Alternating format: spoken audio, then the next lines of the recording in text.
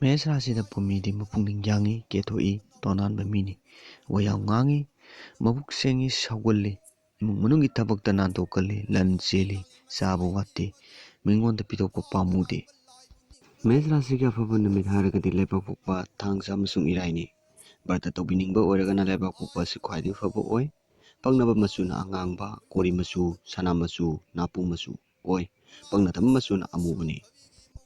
Mesha Rashi pangnaba masingna ama ani ahum mari manga nipal amasung mapani aduga paknaba gemstone pangnaba nung makhanna red coral oi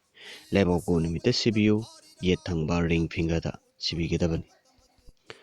pangnaba simpam Mesha Rashi oinadi sakti leiba mingonda yathang piba engineer architecture mechanics mesil thauba kusu kulai saba yot suba khutsa haibda surgery dentist hidak langthak semba ain gi thabak sanaroi sifai fireman anoba wakhan loksing puthokpa lau singuba hingon koiba hargi karbar samkakpa yonba jwar hairibisingse pangnai aduga hairiba sinpamsing asi khenabagi matung ina mi amaga pokpa numit manadab matam manadab na damak khenabasu oi. Yeah.